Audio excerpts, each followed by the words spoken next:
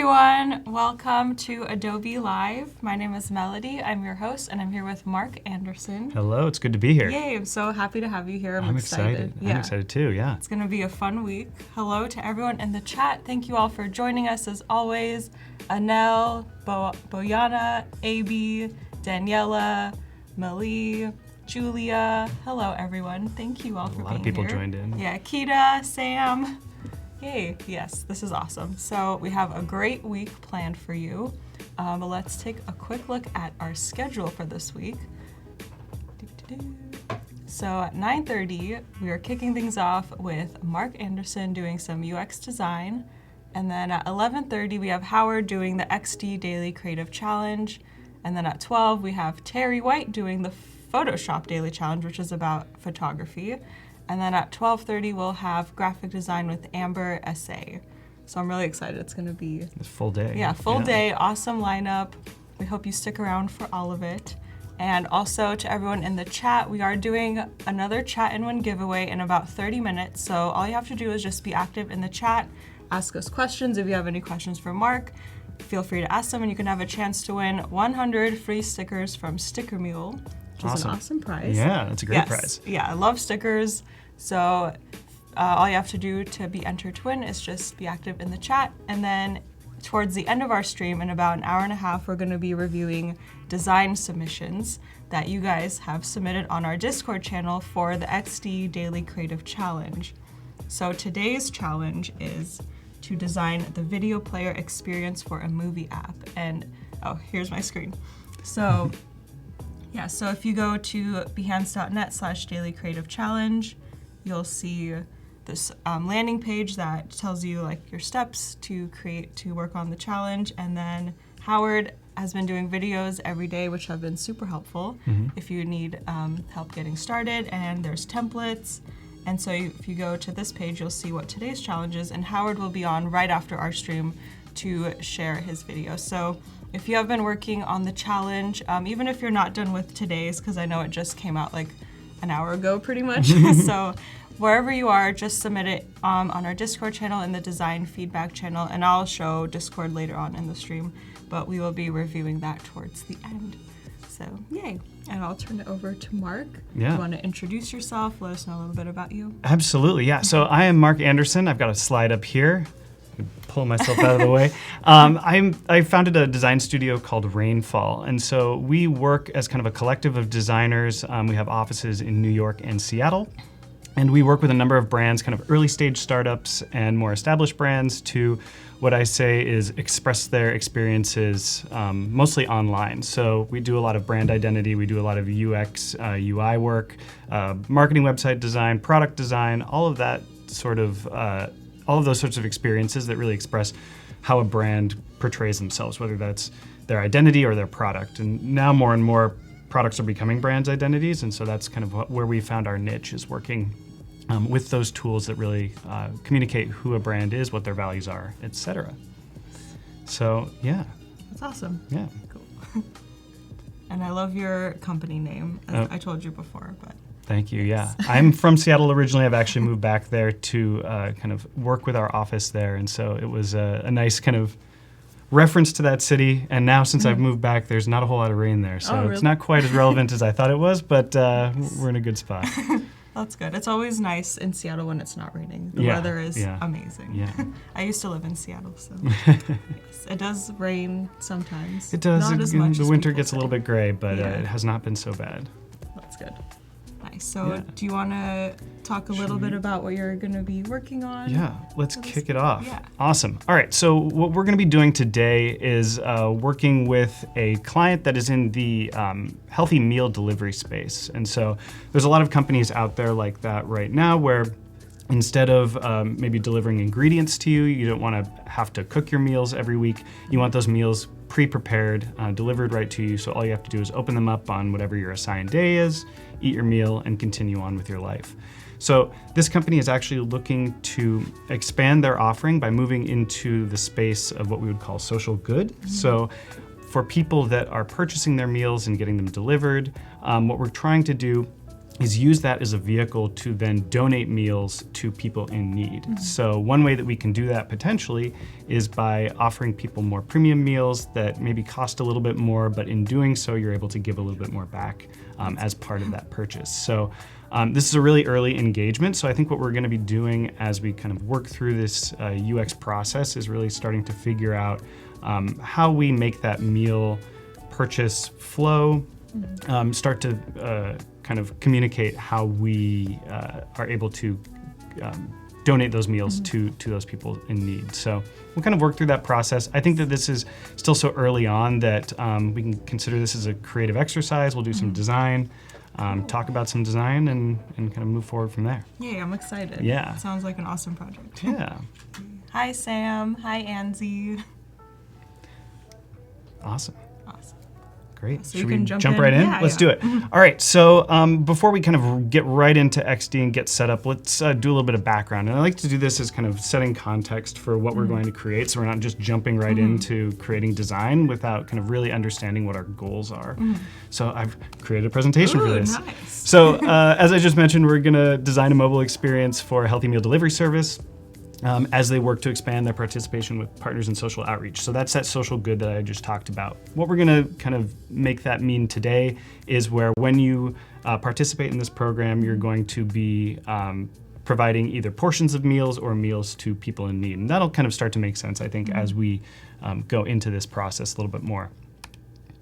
So, as I mentioned, for each meal eaten, users will donate either a portion of a meal or a full meal to someone in need. And I think that this is a little bit kind of and this is something that we've been talking about with this client, it's a little bit nicer approach than donating dollar amounts because it has more of a tangible benefit, right? So you can, if you donate a portion of a meal, say we call it a half a meal, I think that that still kind of makes sense to a lot of our audience where they say, okay, for every 2 meals I eat, then someone's going to be provided with a meal for themselves. So rather than saying, you know, this meal's worth 25 cents or this meal's worth 50 cents where we don't understand the value of the meal that it is we're giving away, I think that that's a little bit, from a user experience standpoint, a little bit more understandable for people. Yeah, I totally agree. If someone told me that I would donate like half a meal to someone, that would make me feel really good to know like exactly the impact I'm making on someone else's life rather than donate $5 and like I don't know where that $5 is gonna go, for example. So I like that they're letting the users know like exactly how they're going to impact people in use. Right, right. Yeah, maybe we call it a snack too. Maybe it's half a meal, maybe it's a snack. We'll kind of see as we move forward and how much space we have on the way out. Yeah, so that's kind of what we've been talking about. How do we extend our personal behaviors to include thoughtfulness towards others? So that's also a big thing. We're going to be working on a mobile app today. And we're in a space right now where mobile apps are incredibly, it's a very noisy space, right? A lot of brands come and say, hey, we want to design an app. How do we get started? And the really getting started is, does that make sense for you to design an app? Maybe it makes sense for you to design a mobile website. So I think that thinking within that framework, and that'll kind of go into the design as we move forward, thinking within the framework that people might interact with this particular application once a week, in order to kind of plan their meals for the next week. Maybe they interact with it daily to see kind of what meals they have on deck. But setting that expectation before we dive into the design, I think, is also a good step in terms of making the experience relevant to the people that will be engaging with it. Yeah. Cool. Nice. So let's get started. Let me cut out of here, and we're going to basically jump in and create a new application here in XD. So I'm going to work with an iPhone 10. So we'll just pop that right open. And here we are. We're right in our experience. So one thing, I know we're working with digital tools today, but one thing that we're really big at Rainfall is kind of planning out what we're going to do before we actually jump in and start trying to work through ideas. It's really good to work through design digitally, but I always like to start with a sketch. So I'd just like to mention that we do have sketch happening. Your sketches if you want. If you want, yeah. I can keep us busy while we pull up a camera there. But what we really try to do is think about these experiences as experiences. And what that means is how people are going to move through the entire process of this. In this case, maybe that's the landing experience, maybe it's the order flow. Basically from a bird's eye view. So rather than jumping in and saying, okay, we're gonna design the home screen, and now we're gonna design the navigation, and now we're gonna design the order screen, we like to think about that in what we would call the actual framework of the application. So I have a few screens here laid out. We don't have to go through each, we're all good, each screen kind of individually, but what we have here are kind of just different pillars of the app. And this is a quick sketch, so I'm gonna not make you kind of dive into it too much, but we have our kind of landing experience here where we're gonna see what our next meal is. So maybe we open the app and we say, okay, your next meal is going to be whatever salad is on deck. You could, in theory, scroll backwards in time and see what your previous meals were. Maybe we ask if you liked your previous meal, and then we'll be able to know moving forward whether we should promote that meal to you again. Maybe your lunch is your next meal and you want to skip ahead and see what dinner is, etc. So that's going to be our kind of core experience. Behind that is going to be any sort of detailed view that we need of that particular meal. So that's what I've called out right here, where that's kind of, in essence, behind that landing experience. So that's where we start to think about kind of the overview, the framework of what we have going on within the app. Then ordering, which I have over in this column right here, is probably going to exist below that kind of landing experience. Below in the sense that you would access it by scrolling down, but I think still over top in terms of our overall layers. So we'll have that order experience, we'll kind of go through that. Then we have our navigation, and that would exist on top. But kind of what I mean here in terms of our overall framework and how elements exist in relation to each other is kind of what I have noted in this sketch right here, where we have our navigation on top, we have our order flow that sort of shares a plane with our navigation, and then below that we have our main view, and then below that we have our detailed view. So I always think that that's really helpful in terms of understanding how we're gonna move through, especially mobile applications, where we could very easily design ourselves into a hole without being able to get out of wherever it is that we are. There's a question from Amira. Do you always create sketches first when you're designing? Always create sketches first, yes. And that was a difficult process for me personally to move into, because we always want to start testing things and whether they're going to work on screen or not. But you'll end up just sitting in front of your computer kind of moving objects around without the big idea or the big plan as far as what you're trying to accomplish. And so I'm still guilty of jumping on the computer too fast in some cases, and I just get really frustrated with the workflow because I don't have an overarching understanding of what it is that I'm trying to solve for. So like to start with sketches first. With our designers too, we have a lot of conversations before we even get on screen. So we like to kind of work through ideas on paper a little bit before we start creating anything that's digital. With clients though, a lot of clients really react best to things that feel more tangible to them. So we do work to get on screen before we kind of begin to show initial ideas to clients. Sketches are more of an internal process, regardless of what it is that we're working on, just because it's easier to talk about. And then also user testing is another thing. We like to test products that are very similar to what it is that's going to, or what we would expect to go to market. We aren't testing wireframes, or we don't typically test wireframes because users wouldn't interact with wireframes. So we like to test kind of further along in design. So we have a question from Jennifer about lean UX design. Do you use that in your We do a little bit. Our process kind of morphs project to project based on what our working relationship is with our client, how we want to run things internally. I would say that we don't necessarily work by the standard practice of lean UX design. We're more kind of overarching and trying to define the overall goals of the project and then working against those as a whole set rather than sort of iterating on various kind of product elements within. If it's a larger product where we're going to be tackling it piece by piece, then we would work by a leaner model for sure. These sketches look awesome. Oh, thanks.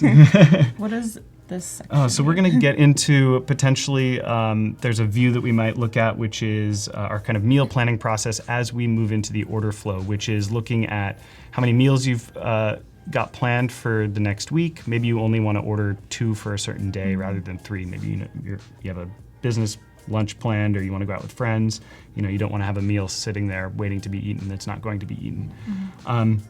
So we might have some sort of bar chart indicating that. We might have caloric intake. We might have that along with like number of meals donated over time. So we'll kind of get into why you would potentially be donating more meals on a specific day rather than kind of a set amount per day. Then because these are kind of planned out in terms of weeks, we can play with a calendar view and what we might do that's interesting from a calendar picker perspective. I know that seems like a pretty run-of-the-mill widget, but I think we can try to come up with something that's a little bit fun and interesting. So I'm happy to take feedback from people as we move forward as far as whether something looks cool or it looks crazy difficult to use, and we can kind of go from there. Yes, definitely let us know. So we have a question. Do you mind explaining what Lean UX is? So this is, I know like a now you little put me bit on the about spot. it. I would consider Lean UX, so I don't know the definition that we're all going by here, but from a lean process approach, and from kind of a more agile approach is what I'm relating it to, is where you define a specific feature set or a specific user goal that you're trying to solve for, and you iterate on that particular goal. So the way that works in product design quite often is that you might have this product that exists as 100 features, but what you want to do is break that down into a smaller feature set. So maybe you define a user story, in this case, as I want to order my meals for next week. And what we would do is iterate on that particular user interaction in order to order just those meals for next week, rather than thinking about the entire kind of product at any given point. And so that process really works when you have someone or a group of people managing the framework of the entire application and the entire feature set. My worry with that in some cases is that you design an entire flow without understanding the relationship with the bigger product. And so there are obviously processes that you can put in place so that that won't happen, but it's something to kind of watch out for. I also just like thinking kind of bigger picture in general, mostly because you can kind of get bored working on one thing and move over to another thing, and then maybe that'll spark some sort of thought elsewhere. But again, we're working on a really small application here. We're not an enterprise product where we would have multiple teams of people, excuse me, working on different verticals that we would need to account for. Yeah. That was a good explanation. Thank Hopefully you. that satisfied. Yeah. Yeah. If there's any more questions, I'm happy to answer that, or we can move over to XD and start we can working. Jump into it. All right. So, try not to bump the table here. We're kind of in our main view here of the app. And the first thing that I like to do, and actually the way that I usually start these processes, is that I open up kind of a template file that I've saved from a previous project or something that I've worked on previously in order to really get set up. But we're gonna kind of walk through that process here so you can see how I approach it, maybe give me some feedback on my approach, or we can talk about that as well. So the first thing that I like to do, we are working within a native mobile application here, so let's just throw in the standard controls that we're gonna have, or the standard like status stuff that we're gonna have up at the top of the view. So I've actually got that saved away here for myself within this view, hiding within my presentation. And this is super helpful, actually. If we're working, so for right now we're working in iOS, Apple actually has an XD template where you can download this exact view right here and get your standard elements that would go into the iPhone 10. And that's really helpful because there's this black bar at the top that's really easy to lose sight of, especially when we're designing that top kind of navigation bar. It's really easy to put stuff too close to the top, and then you don't see that until you actually push it out to the phone. And then also the bottom bar, you have to be careful not to put anything important down there because the user might click on it and then close the app. Exactly. That's happened to me before. Exactly. So we're gonna put that there. I'm just gonna look at my layers real quick. I've got that at the top. I didn't actually grab my status bar when I did that, so let me come back here, grab that. I'm just flipping back and forth between views. So we have that properly put in place, and now we are good. All right, so then now that we have that, I'm actually gonna hide those elements away for the time being. So I don't necessarily need the kind of guide that I have there at this moment.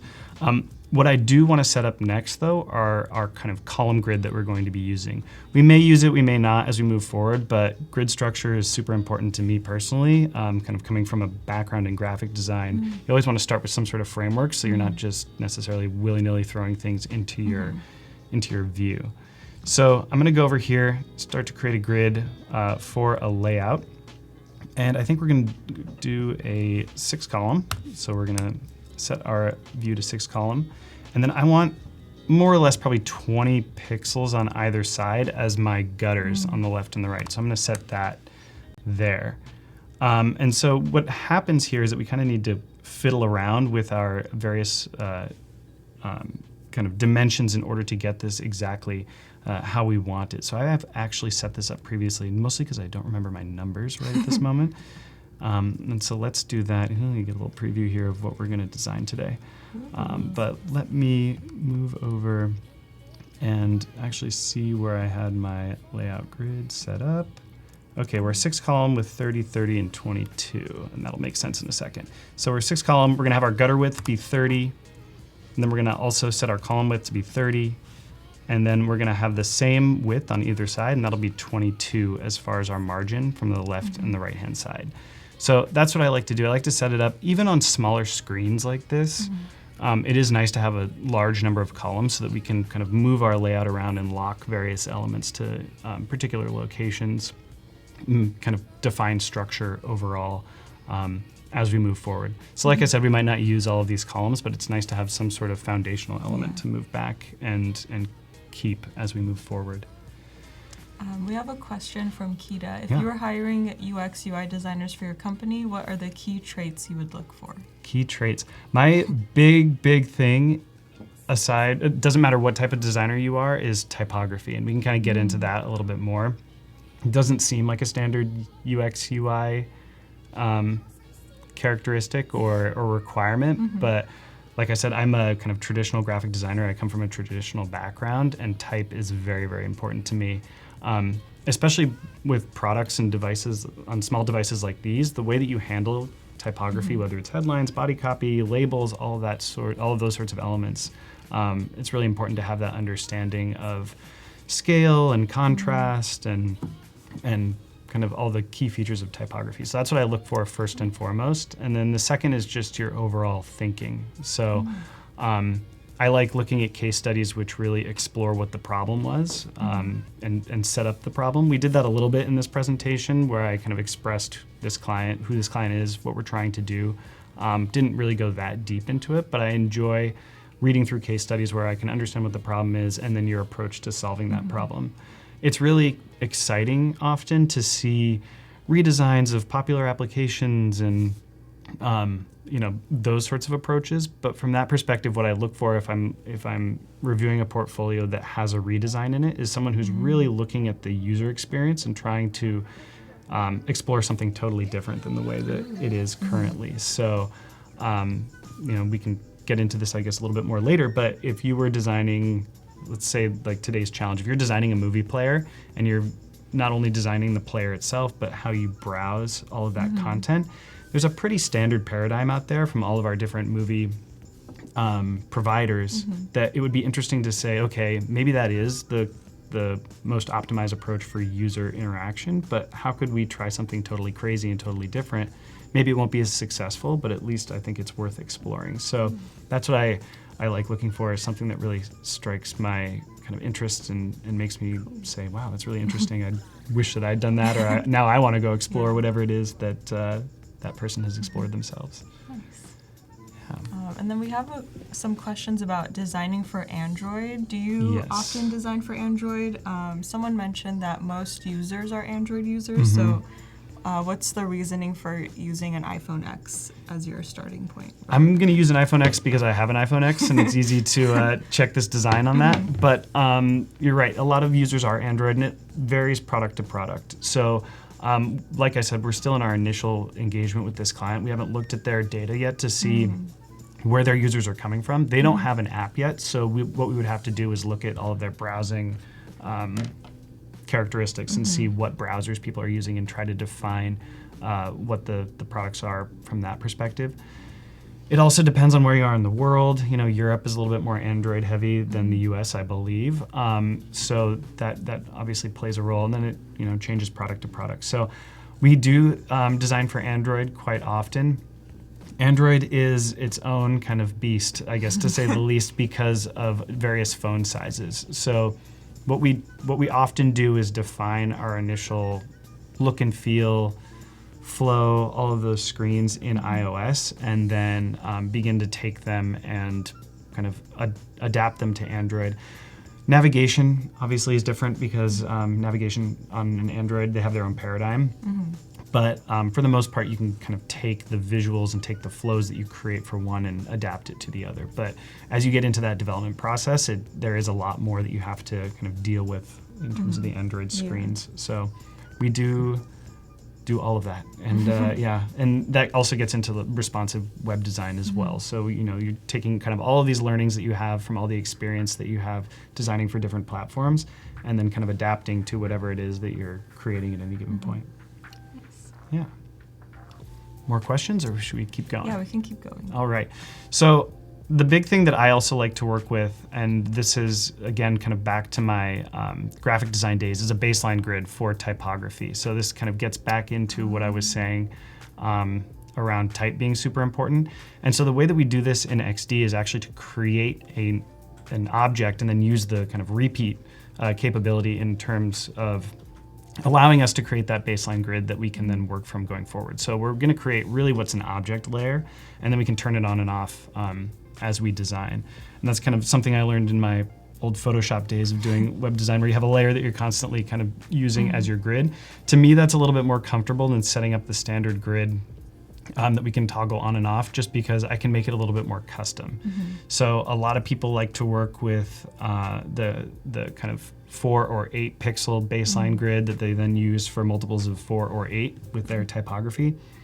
With screen design, I usually go for a little bit more of a base 5 or a base 10, just because it's easier to keep track of numbers, and it really, as far as I'm concerned, doesn't matter in terms of having type that's size 25 versus size 24 on a screen size device.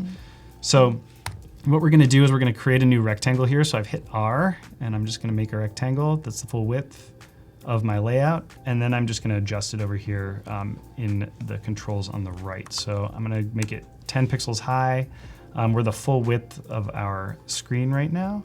I'm going to turn off the border color. So right now we're the same color as the background, but I'm going to fill it with a bright blue. So we're going to come over here to blue, and then we're going to back off its opacity to, let's say, 10%. So you can see here that we have our blue bar up at the top. I'm going to now duplicate that so that we have another one right below it, and we are 10 pixels off the top of the screen, so that means that we're edge to edge here. And I'm still in that same blue, but this one I'm going to back off to about 5%. So you see now that we have kind of 2 baseline grid elements here. We have a dark color and a light color. So what I can do is actually group those together, and I'm going to make a component out of this so that it's just one object. So that's one of the new features that we have. And then we're going to do a repeat grid on this. So what that'll do is allow me to actually repeat this baseline grid all the way down on our layout.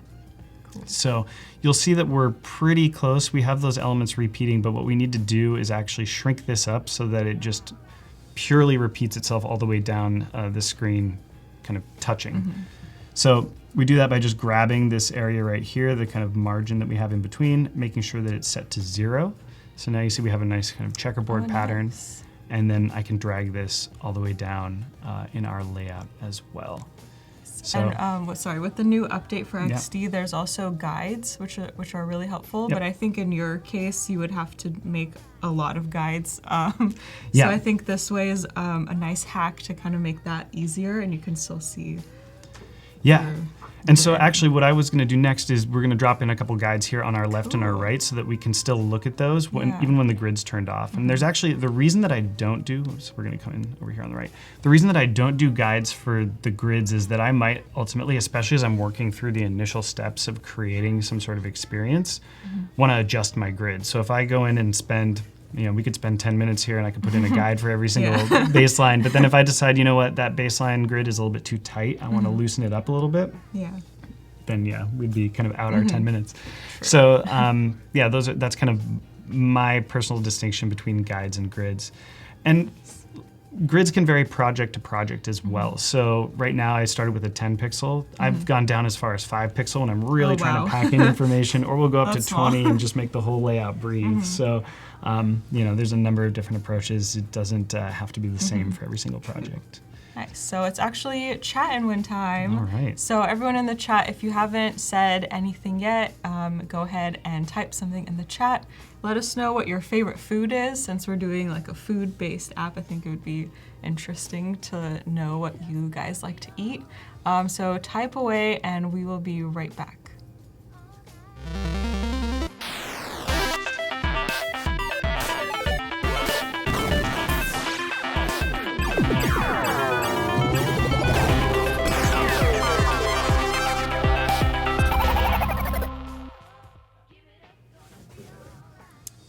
Are we back? We're back. Yay. Yay. Okay, let's see what you guys like barbecue. to eat. Barbecue. My favorite food is food. That's fine. It's always a good choice.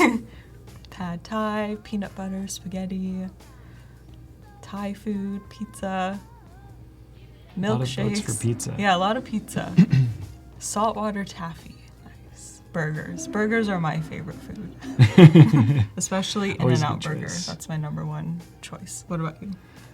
Oh, for burgers or for Or just food in What's your general? favorite food? I'm a big sushi fan. Ooh, my wife and I do Friday night sushi as a sort of Oh, tradition, that's so it's always fun. trying to run around, find what the best sushi is Cool. that we can go eat. So Nice. eat a lot of sushi, a lot of poke, kind I of love as an extension. poke. Yeah.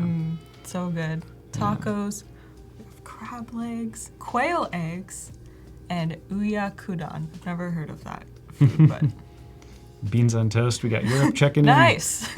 I actually like beans on toast. I studied abroad in England and I tried that and it was really good. Yeah, I haven't had it, but I've heard good things. Yeah, it's pretty good. Ooh, we have a winner, S. Austin. Congratulations. Congrats. Yay! You're going to be getting 100 custom free stickers from Sticker Mule.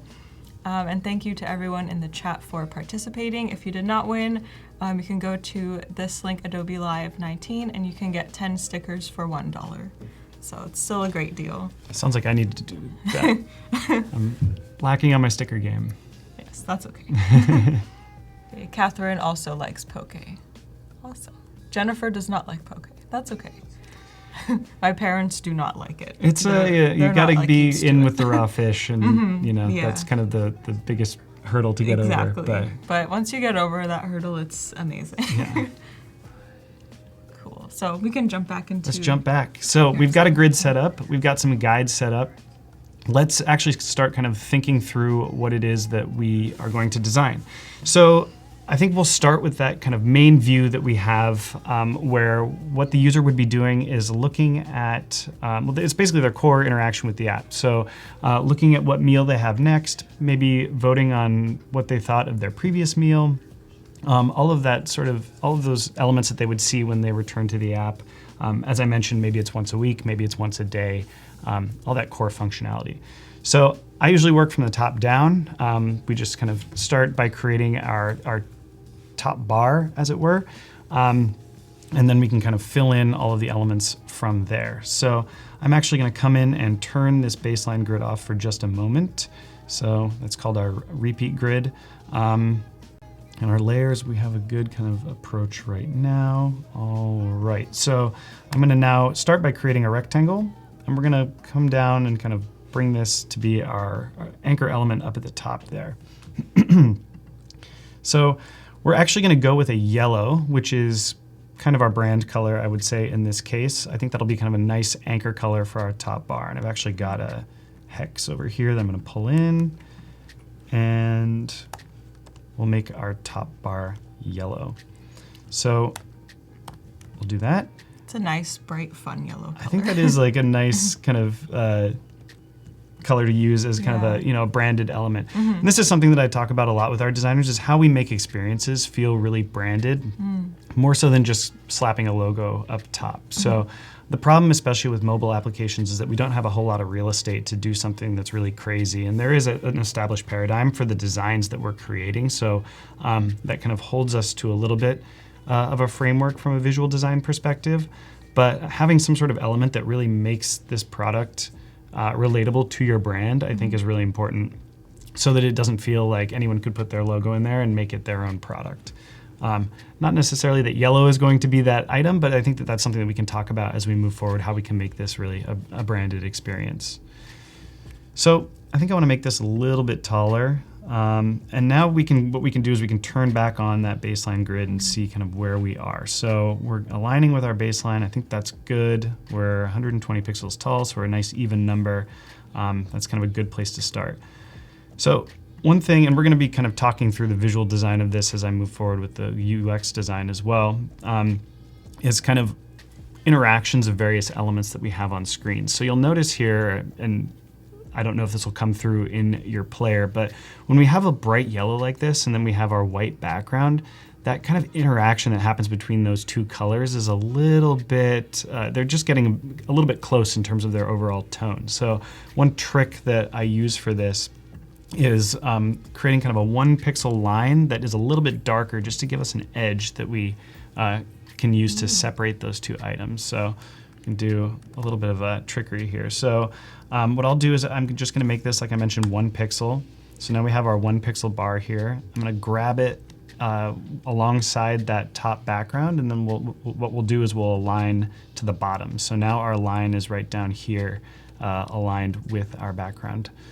Then I'm just going to jump into the picker and make it ever so slightly darker. And so what you can see, especially if you zoom in, is that we have now kind of a nice hard edge between our top bar and our background. So that's such a cool trick. Just kind of a nice little design thing that I learned a few years ago that I use in a lot of different projects. Cool. So then something that I'll probably talk about as I move through is just staying organized as we work.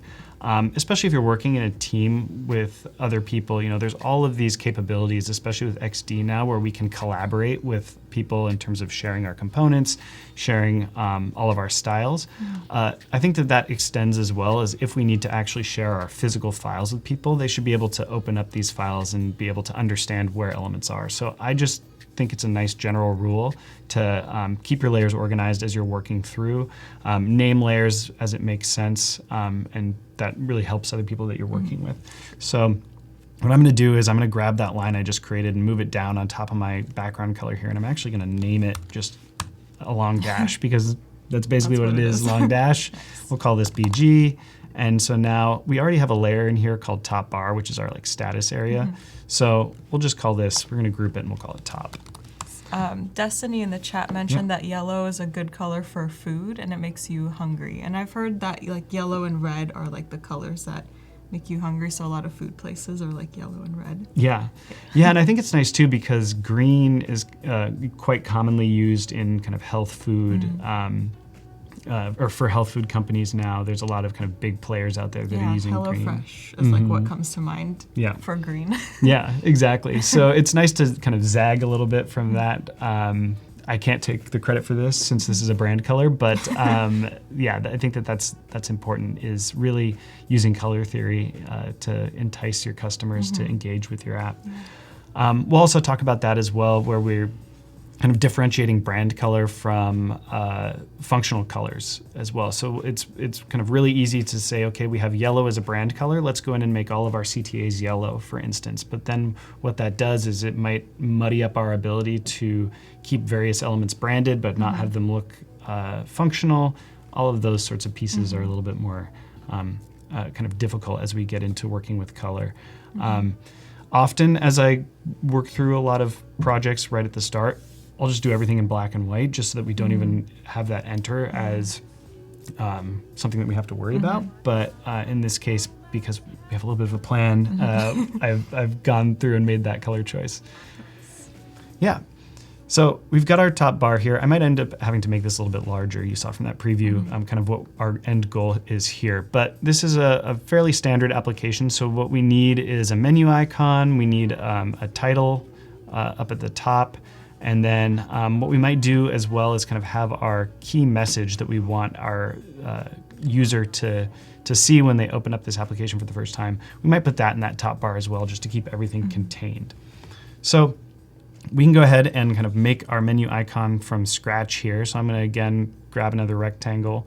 We'll just throw a rectangle out there. And I think if we go about 30 pixels wide by 2 pixels tall, and we'll make it pure black. That's kind of a good potential size for our menu, one of our kind of lines in our menu bar. So we're just going to duplicate that.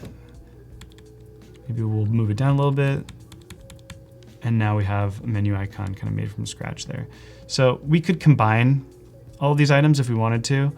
Actually, let's go ahead and do that. So we've got those combined now into a single shape. I'm also big on kind of making custom icons. We're not going to go into that with this because we only have a set amount of time, but icons are another big area where you can affect branding of your product. So wherever possible, it's nice to really invest that time to make custom icons for whatever it is that you're working on. Yeah, and I think on XD it's pretty easy to do like basic icons, and now there's a triangle shape, which is awesome. So you can have more flexibility with that. And I like playing around with working on icons. Like I don't have a graphic design background, but I think it's fun to try to kind of look at icons and see how can I make this myself, and then play around with it. But on XD you're able to do that. But I think if you want to like get into more detail, definitely like Illustrator would be a better tool. Yeah, I think for a lot of the ones that, I mean, certainly the ones that we'll create here, XD is going to be totally fine. And it's nice because you can move back and forth from those tools so easily that you can easily make your icons in Illustrator, bring them over. Everything remains native vectors, so it's super, super convenient. Yeah, so we've got our menu icon there. Now what we want to do is put a title right at the top. So we're just going to select our type tool and put it right in the middle. And then there's a number of things that we could have this say. We could have it say like, "Hi, Mark," you know, "Welcome me back," make it feel a little bit more personalized. What I think I want to do though, as we move forward, is really start to get into this idea of the fact that you as a user are donating meals to people in need. So maybe as our kind of grounding element up at the top, what we'll do is have a ticker of how many meals you've donated so far. Ooh, I like that idea. Is that a good idea? So we'll do that. So maybe it's 6 meals, you're a relatively new user. Say 6 meals donated. We'll do 6 meals donated, and yeah, I think that that's kind of a good label for now. That we can begin to work with. So I just want to keep this centered. I'm actually going to center this text within its box. And so the brand font that we're going to use here is Futura Condensed. So what I've done is in Typekit, I've actually already synced that font, so we don't have to go through that process. But we're going to go to Futura PT Condensed. And then also what this client tends to do is actually capitalize all of their labels. So I think in this case, it makes sense to do that. And what's really nice, kind of another new feature here, is that we can do immediate capitalization. So exciting. I'm actually like... Finally. Yeah, I know. It's like a big thing that I use across all of the Adobe applications. Really happy that it's here now. I don't know why I like that so much, but it is really nice to not have something kind of hard input as capital letters. It's nice to be able to keep it a little bit more flexible, especially as you're moving through that design process. There was a plugin called Change Case that I was using that did what you can do now in XD, and so I would go to do that. But like before that, you would have to manually make everything capital or sentence case or title case or whatever. But now it's like super simple with a click of your mouse. You can change that. So yeah, it's really nice. Yeah. I'm very happy that that was added. All right, so we've got our label up there. What I'm doing now is just kind of checking its overall placement, again with our baseline grid, and you'll see me do this throughout our process where I kind of toggle that on and off. Our menu isn't quite aligned with it. We can get into that in a little bit, but yeah, so now we have our kind of top section set up, and what I wanna do is actually make that pure black, or maybe we'll go just off of black. I'm a big fan of not making things 100% pure black. Yeah. It looks really nice. So we're now in Futura Condensed.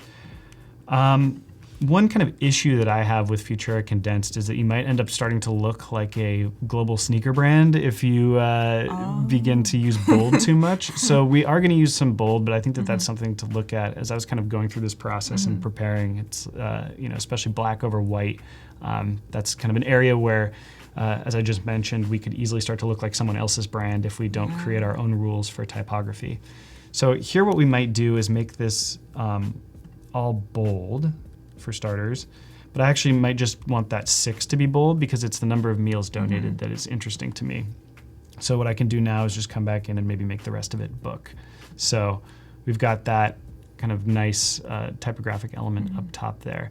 So It's small. I think it's more of a title in this case. What we might want to do in order to really message our user when they come into the app is then put our kind of core element, whatever it is that we want them to see, still in this menu bar, but below it a little bit. So I'm actually going to make this top bar a little bit longer. Maybe we'll go up to 180 pixels tall. That gives us kind of a nice area to work with. We have this line I up just here. noticed it once you moved it down.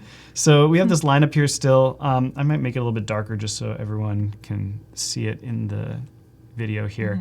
So we'll have that there. And then what we can do is actually put our messaging right down here. So I'm actually going to align this left. I'm going to turn off our capitals, see that nice and easy. Nice and And then, so if someone comes into this app, maybe, what is it right now? It's Tuesday, 10 o'clock local time. The next meal, in theory, that I'm going to have is lunch. So maybe we'll say your next meal is lunch. And that's exciting, so we'll put an exclamation point after it. But this is going to be kind of the core message that our viewer sees when they come to this application. So I think we want to make this a little bit bigger. We're size 20 right now. Let's see what 30 looks like. 30 looks pretty good. We might want to go as big as 35. And then I think what we can do is maybe, I think we're good with book, but we'll have to keep it within this typeface, and we'll keep it at the book weight.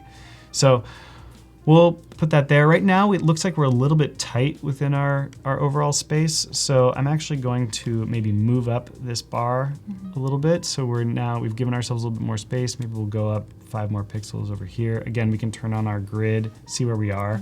So maybe what we do is we drop this so it's hitting the baseline.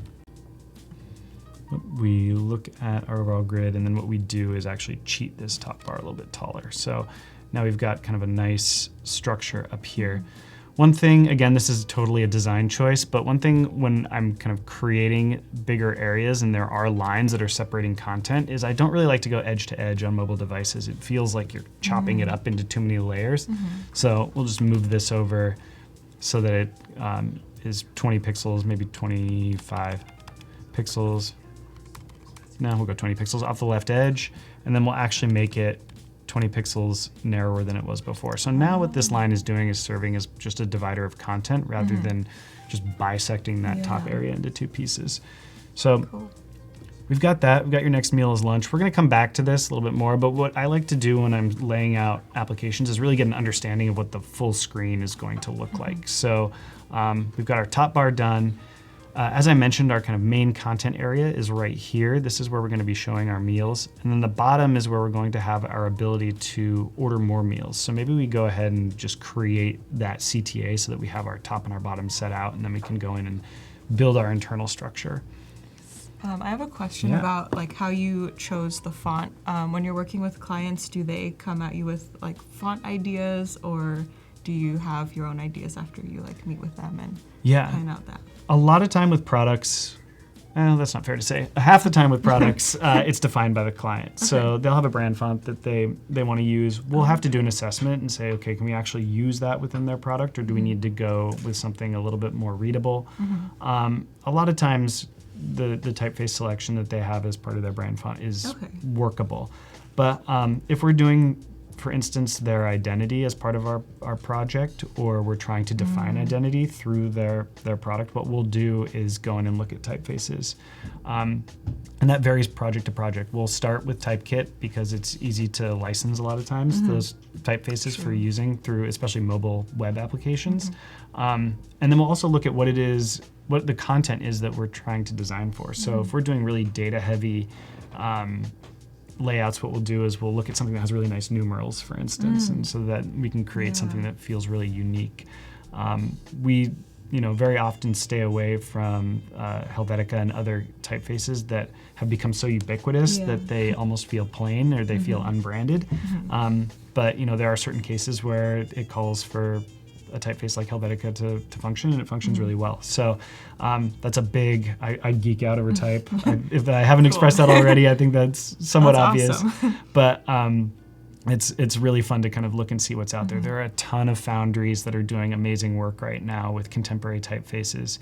And it's actually really interesting because we can relate this back to what we're talking about here. Futura was designed in like the 20s. We can go on a typography lesson here. Yeah.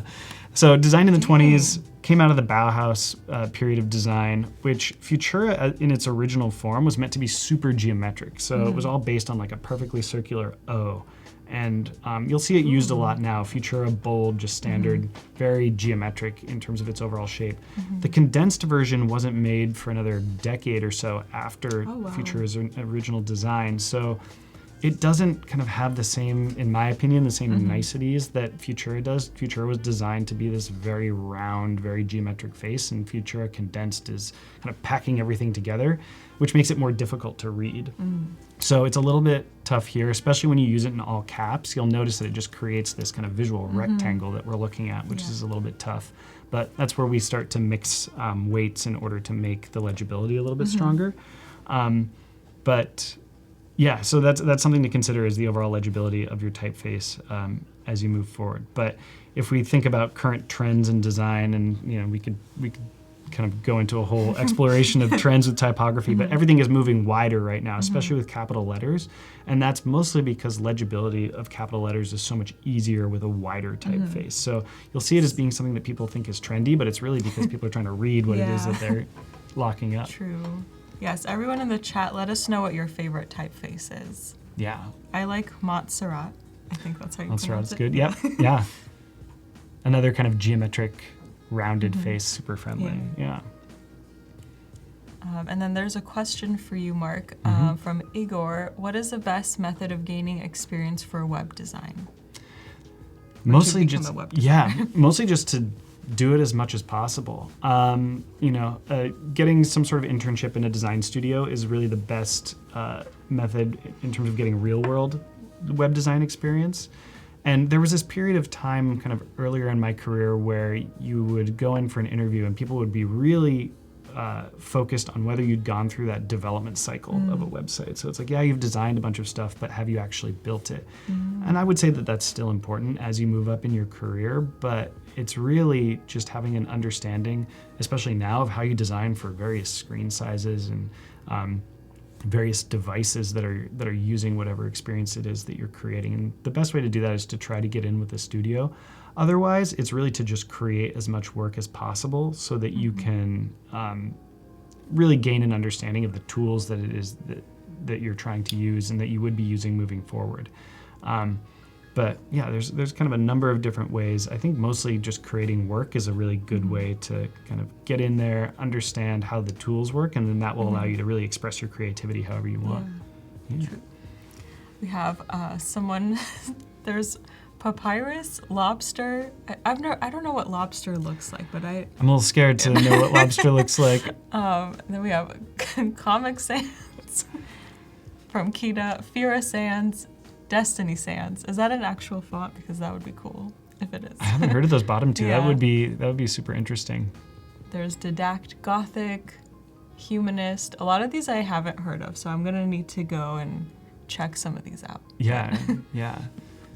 Cool. Lots of Times New Roman is also a good option too. No, it seems plain, but it's a good approach for making text that's highly legible in large formats. But yeah, that's funny. When I was in school, actually, as a fun aside, I believe it was my sophomore year, we were limited to there were 5 typefaces that we were allowed to use. And the idea was that it gave you a really strong understanding of those typefaces and typography, where you weren't trying to lean on finding an interesting typeface to create intriguing type design. It was really about creating contrast and really expressing form through those set foundations. And it was really interesting to see what all of my classmates were creating, because we were creating very different work with the same so cool. 5 typefaces. Yeah. Was Times New Roman one of them? I'm trying to remember Times New Roman. I think Saban was one of our serif typefaces. Bell was one that I was really interested in at the time. Again, could totally geek out on this for a while. But where you have kind of I've forgotten the term, but the shifting baselines, especially with numerals, where you'll have a 5 that's dropped below the baseline. So as your kind of numerals, if you were to put them all together, they don't all sit on the same baseline. Was really interesting to me as I was kind of learning typography for the first time. That's awesome. Yeah. Cool. Should we keep going? Yes. All right, so I think we're gonna make a button here at the bottom of the screen for ordering. So we can just do that from scratch. So I'm gonna grab my rectangle tool again, and I'm gonna make a button here. Remember that somewhere hidden in here, we have our framework for our phone. So I'm gonna turn that on just so that we have an understanding of where the bottom is that we're working with. And where is the rectangle I just created? Right there. Okay, now we have an understanding of where the bottom of this screen is. So we're gonna create a button that's actually a little bit longer than the bottom of the screen just because it's easier to sort of lay out. But we can see how far it's going to poke up there into our overall layout. You can also see that we're right now not gonna be sitting on an even baseline because we're at 711 pixels down. So I'm just gonna knock that up knock it down to 710, and we'll make the height of this 100 so we're nice and even. And then we're gonna have the fill color be black. So that's kind of what I was talking about earlier with recognizing brand colors versus user interface colors. Here, I think what we're gonna do is use white and black for the most part as our core CTA colors. So black will be our kind of big impressionable button color, white will be our sort of secondary color, and we might kind of play with it from there. But that's kind of different than what we might think where we come in and say, okay, yellow is our brand color, let's use yellow for our CTA. I think it's just more interesting to have yellow as that nice anchor color up top. So that was a personal choice. If we were kind of working through this in reality, what we might do is lay out both options, decide what works best. There's no reason you can't change it as you move forward within the process. So we've got our button down there. I'm gonna just grab the same text that we have up top, bring it down here, and then kind of grab both of these items together and group them into our button. So now we have our button, and now I need to make that text white so that it stands out. So we've got our text, we'll make it white. And maybe this is going to say order more meals. So we now have our button down there at the bottom. What I could do is go ahead and just center this text vertically so we have that text looking like a button, but remember that our button is kind of sticking up here above the edge of our phone. So what we need to do is actually, maybe I want that button to be a little bit taller. So I'm gonna move this up here and actually drag this down, drag down, let me turn this off. Drag down this button here to kind of be a little bit longer. So it's gonna look kind of funky within our layout, but if I were to fire up my phone and look at it on the phone, I think it'll look a little bit closer to reality. So, all right, we've got that. Maybe we'll, add a little bit of kind of interesting flair to this button because remember our order flow is going to be kind of accessed by scrolling somewhat downward within this layout. So if I were to hit this button right now, the expectation kind of based on the sketch is that that button's gonna come up and cover our entire layout and then put us into a purchase flow that's kind of another downward movement. So in order to kind of reference that functionality, what I want to do is actually round the corners, the top two corners of this button right here. So I'm going to come over here, and I could either round everything all at once, but I just want to round the top two corners right there. So I can come into my individual corner radius, and maybe I want to make it, let's say like 4, not crazy big.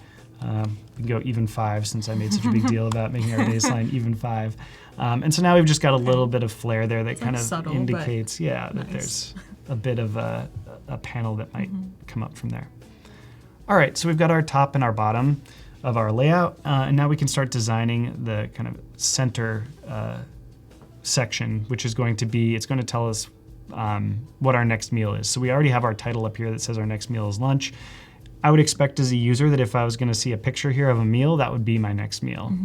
So what we can do, let's start by just dragging or creating a rectangle or somewhat of a, maybe not a perfect square, a rectangle that's going to be our area where we have that image. So I'm not quite lined up here perfectly. We're going to make it maybe 335. We're gonna make it kind of right there, right in the center, and that's gonna be where we have our image. What I like to do is just kind of block this out before I actually start putting in content. So we've got our image of what our next meal is. Then we need a title for that meal as well. So I can just create another text box here from scratch. And our text is coloring in white, so we're gonna make it black. There we go. And we're gonna have this.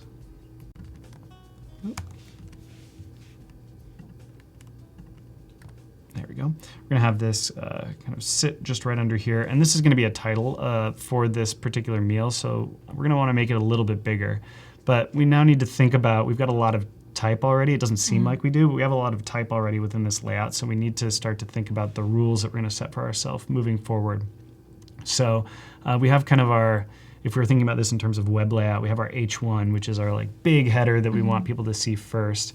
And then we've got our CTA color, which is quite a bit smaller. So we might be able to split that difference and make kind of an H2 size here that's our secondary headline, for lack of a better term. That's gonna be what we call our meal, or the name of our meal. So I think we were 35 up here, so maybe we go 30 for the name of our meal down here. And then again, what I'm gonna do is turn on my baseline grid and make sure that we're all aligned here. This is gonna be aligned up here, so we're again still conforming to our grid. Now, we've gotten a little bit crazy in terms of our layers, so just to stick to my own rules here, I've got my image, I've got my, where are all my groups? So I've got my 2 items there. Put those here. I'm gonna actually call this preemptively card because, spoiler alert, we're gonna turn this into a card type layout as we move down. All right, and so our, what is this? This is our button. So we're gonna call this CTA. This is our button for ordering. And then our top bar, which has now fallen away from the top, we can move back up to the top there, and then we can just reorganize our layers. So again, we're back to a clean layout so that I won't get lost as I move through this with all of you guys, and we have kind of a nice structured approach moving forward. I just wanted to give a quick reminder for everyone watching that we're going to be doing design feedback in about 27 minutes. So if you've been working on the XD Daily Creative Challenge that's been going on, you can head over to our Discord channel, and if we can switch to my screen really quickly, I can give you a quick overview of what our Discord channel looks like. And you can join it from the Behance Daily Creative Challenge landing page. And so we have a great community. I think there's like 4,000 people in our Discord channel. Nice. And so it's awesome. Everyone's super nice. You can, if you're new, you can introduce yourself here. And then we have our design feedback channel. And so this is where you can submit your designs that you've been working on. There's Ryan from the office. And we have some mentors and people in the community that will give you feedback on your challenges and your progress. And it's a really great community, and everyone's really helpful. So I highly recommend joining. And then Howard has been posting the videos every day of going through each challenge, and it's a progressive challenge, so it's about a video player app experience. So it's really cool. It's really awesome to see what everyone's done. And so if you've been working on it, be sure to submit what you have so far, even if you're not caught up, into the design feedback channel, and we'll be looking at it in about 26 minutes. I'm excited too. Yeah, I'm really excited. There's been some really awesome ones. Like this one looks really cool. Oh yeah, it does look really interesting. So submit that, and we will look at it. And if you have a question about anything XD or design related, you can ask that here. There's a lot of different areas. If you want to design a feature on XD, you can talk about that here. There's tips and tricks. And we have so many amazing people sharing really great resources like about design. So yes. Awesome. And then maybe we can post the bit.ly link for Discord. If anyone, we don't have it. Okay, sorry, we don't have it. But type the full thing. If you go here on behance.net/dailycreativechallenge, right here it says join us on Discord, and that should bring you to the Discord. And I should have the Discord link memorized, but I don't. It's like bit.ly/something XD. Find Oh, there we Huxel. go. Thank you, Huxel. bit.ly/XD Discord. Design Thank you community so much. coming together. Yes. Thank you. So, yes, everyone join us on Discord, and then we will be heading back there in about 25 minutes to look at your designs. Great. I just saw a question come through in the chat that was asking why we didn't go straight across with this button. Remember, that's because this is a panel that's going to be sliding up. So I think it's just a little bit nicer of a design touch to not kind of cut across our layout and make that button feel like it's going to always stay there statically. And that we'll probably get into a little bit more, maybe in our next session, kind of what that looks like from an overall perspective and how it plays into the interaction that we're trying to create. But in the meantime, let's see if we can kind of get the core center of the layout here worked out before we move into our next segment. So we're gonna have our meal name below our image here. And for the moment, I'm just gonna basically make a placeholder here and say that it's 2 lines so that we have an understanding of the space that we're going to need. So I'll get a meal name in just a moment, but I just wanna be able to work kind of directly within the layout. We can also start to tell that our leading is a little bit loose here. So what I'm gonna come in and do is actually drop this to maybe 30 to start with. And we might realize once we have our actual meal name in there that that's still a little bit too tight. But we're gonna have our meal name. And then below that, what we're gonna have is kind of heads up information about this meal. So we're not gonna have the full detailed view of this particular meal, but maybe we have the calorie count. So maybe it's a 230 calorie meal. That's kind of seems low to me. Does that seem low? Yes. I have no idea. I'm so bad with calories. We'll call it a 530 calorie meal. I feel like that seems more realistic. Okay. Like to me, 230, it just seems like it's salad with like no dressing. That could maybe be very true. Like very light dressing, or I don't know. But I think 500 seems more. Maybe that's why I'm so tired this morning, is I'm trying to chase a 100-calorie meal. So we'll call it 530 calories. What is it? It's like either 2,000 or 2,500. That's our daily target that we're trying to hit. I think it's 2,000 in America. Got it. I think. So we'll work with that. Standard.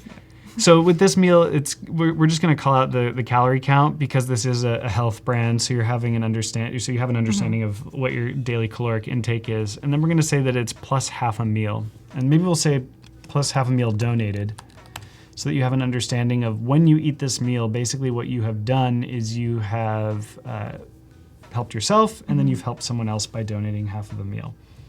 So we have that information. Again, I'm just gonna go over here, check my baseline. We'll bring this up a little bit. We're good right there. Because we have our main headline here, and this is our secondary, I'm gonna actually make this gray. So maybe we'll do 999. Might be too light for now, but we kind of have that in there. We might even do something really interesting with the typography and make this 666 and make that a little bit darker. So we have kind of different contrasting elements happening here. So what I actually want to do, let's just do this and make it look a little bit more real. I'm going to grab the name of a meal, and I'm going to pop that in here. So we can see that it was good that we made room for our 2 lines here. So what I can actually do is come over and make this a text area. I'm going to do that and bring it in so that we have our text area set up right below our card there. So we have this title here. We have a widow, which is our kind of single word that's below. I don't like those, even though in kind of interactive design, they are one of those things that just happens because text is dynamic. But I'm just going to drop rows to that next line so that we have a nice long title. Heart opening oatmeal. That sounds great. That sounds like what we need this morning, right? So we have a nice kind of layout there. I'm gonna go grab a picture. I don't think I have a picture of the heart opening oatmeal itself, but let's just grab a nice meal image.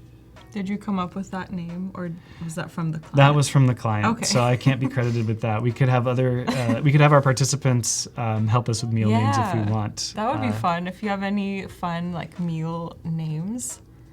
I don't know how I would describe oatmeal. I'm not a huge fan of oatmeal, so. Neither am I, but yeah, on a cold morning sometimes it really hits the spot. I add a lot of like brown sugar because I love like sweet things, like sweet drinks, like coffee. My coffee has to have sugar in it. So for oatmeal, if it doesn't have like any flavor, yeah, it needs to have some way. sort of, I usually do some sort of cinnamon or apple oatmeal when I do it. But for me, it's very much like a camping food that I grew up eating when I camped, like the instant stuff. So I don't eat as much of it now as I used to. But so I've chosen a picture of a salad. I know it doesn't match the title here, but we'll kind of stick with it as we move forward. So what I want to do here is actually, I'm going to move up my rectangle that I'm going to use as a mask. We'll group this together so that we have our image. And then I'm just going to select both those items and then use them as masks. So I believe it's Shift Command M gets us there. Yep. You know, I've been using tools for years and I still am bad with key commands. So, you know, it's something that I've been trying to memorize like as much as I can, but there's so many. Oh yeah, and even with, you know, Adobe tools that they do a really good job of using the same key commands, but there are certain things that vary product to product, like shape letters, for instance, are a big one where it's like, is it an oval or an ellipse? What am I going to call it? So yeah, so now we have our image in here. We have our text below. This is starting to look like an actual mobile layout. One thing that we might want to do here just to start to group these meals together is actually turn them into a card. And I mentioned doing that before. There's multiple reasons that we could do this. One is just pure functionality. It's a lot easier to understand that I can tap on this item if it's contained within a card without having to have a call to action that says tap for more. We could draw a conceptual relationship and say maybe this white background is our table and that card is like a plate and it's sitting on top. So, you know, there's all sorts of reasons that we can give our layout for existing. In this case, we don't have to get too deep with it from a conceptual perspective, but I think that it'll just make the layout a lot nicer. So to do that, I'm just going to grab another rectangle and we'll draw, I'm just going to go edge to edge for a moment just to make sure that shape is all set up. I'm going to bring it back down into our card here, put it all the way in the back. And then I think what we'll do is not have it come in too far from the edges of our layout. So maybe it only needs to come in 5 pixels, which means that, you know, we would have it be 5 pixels down from our top bar up there. And then what that means in terms of our width is that we just need to pull it in 10 pixels so that we're 5 pixels from that right side. And then we want to be a nice even number in terms of the height so that, again, we're falling on that baseline. So actually we need to be a little bit off in terms of our height because we have that 5 pixel affordance that we've now given ourselves. So we're, let's say 145. And if I were to turn on my grid there, I should be falling right on that baseline that I created. Oops, and I accidentally, I always do this where I actually adjusted my Y position as opposed to my height. So let's go in and drop that back down. And then we'll come over here and make this 385. Yeah. All right, so we'll turn our repeat grid back off, turn off our border. So now we've got our card set up, looking pretty good, but we need something to actually give it that card shape. So we could do a 1 pixel line around it, but as I mentioned, we're kind of going with this concept potentially of being a plate on a table. So let's give it a shadow. We'll turn on our shadow there. It's kind of a nice standard shadow, but I like really big, soft shadows for interface elements. It's kind of, again, kind of trendy right now, right? So give it a blur of 20. Maybe we give it a Y position of 10. And so we start to get this really nice, soft shadow. We could go even more with it if we wanted to, but I think that's probably a good place to start. And then I typically just personally turn my shadows way down. So we'll give them a 5% opacity there. So again, might be hard to see within the video, but when you start to look at it, especially on like a contrasty screen. Yeah, it's kind of hard to see on the screen. Yeah. So we'll stick with that for now. That is our background of our card. So we will then keep these all together. Let me put that in there. Drop it back again to the bottom. So now we have our card layout all set. So again, new feature, we can turn this into a component, Command K, and now we have it to access and create kind of a bunch of them. So what I can actually do here is rather than just duplicate a bunch of cards all the way down the layout, so I can come up here, say repeat grid, and then have my cards actually duplicate down vertically within my layout so that I can put a number of them together. So we have kind of a big gap going on here. What I want to do is actually make that quite narrow. And you'll see that we have sort of an issue here with our shadows as we run together. That's kind of typical with cards like this. We can come in and noodle that later, but we'll make this, maybe say -10 right now, so that we can see that next card peeking in. Again, might need to kind of work on that, but I think that that's a good start just so that we can have these cards start to be set up as components so that if we adjust our master, we can then adjust all of the subsequent ones.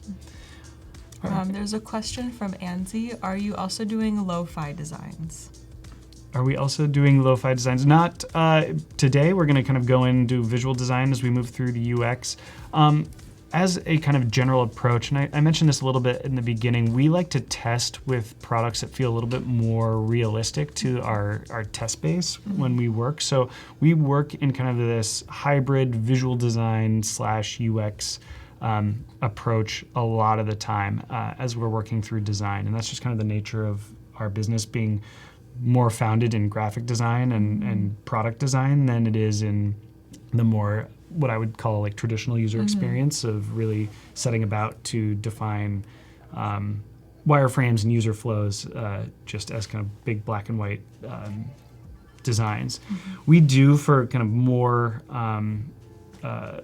large-scale projects do standard user flows and lower-fi designs where we really need to just get as many screens kind of laid out as we possibly can so that we have an understanding of the overall product.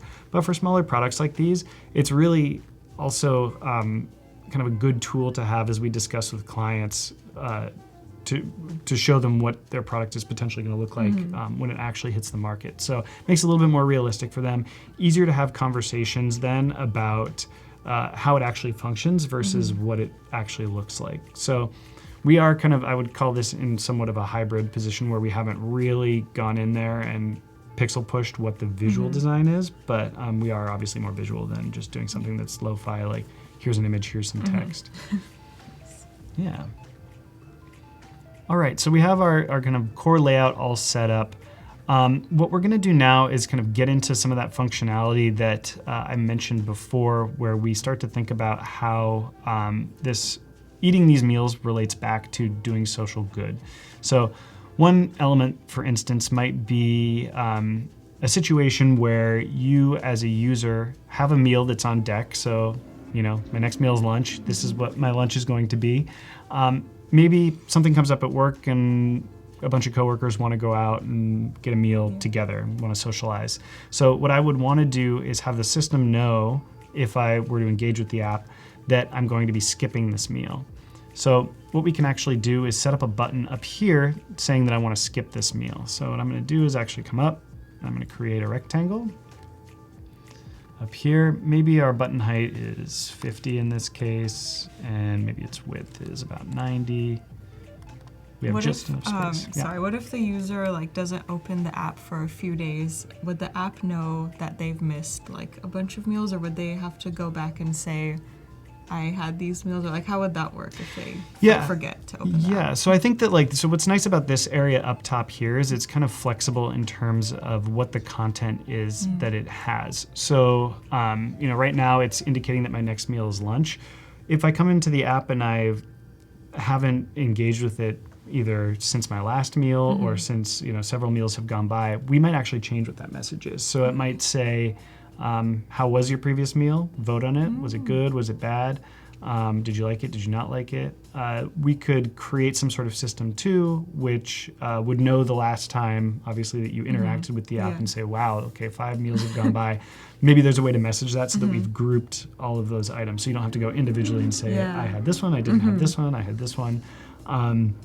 But I think especially when we consider the behavior of ordering a kind of weekly meal plan of pre-prepared meals, you're probably going to eat most of them. That's a big assumption that I don't want to get into. Okay, I wasn't sure about that. Oh yeah, so the idea here is that you order a week's worth of meals. You could either do 3 meals a day or you could do 1 meal a day, and those would all be delivered ready to eat, basically. So if you have it in your fridge, hopefully you're going to eat it. If not, you know, that's not something that we can assume necessarily, but it might make our work a little bit easier. Okay, so it's not like the ones where you have to cook the meal. It's already made for you. Pre-prepared and ready to go. That's nice. Yeah. I was thinking like how like HelloFresh or Blue Apron sends you ingredients and then you have to cook everything and wait for it to be cooked and then eat it. So I was kind of like imagining that. I'd be skipping meals all the time with that. Yeah, I'd be like too lazy to cook, or sometimes I like ordering food from like Postmates or like Uber Eats, and it's like right there. So okay, that's cool.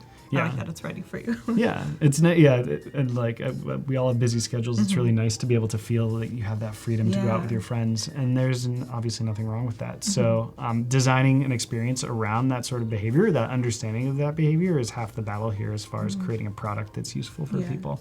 So something where they don't necessarily feel bad about not engaging with the tool is perfectly fine. So, yeah. So, all right, we have this kind of placeholder here for a button setup. Doesn't look too great yet. Got a kind of a hard edge around it. What I want to do is probably create a nice line that separates the white from the yellow background, but is a little bit less contrasty than what we have currently. So we're just gonna use our eyedropper tool, grab the background color, and then I'm just gonna actually drag this a little bit darker.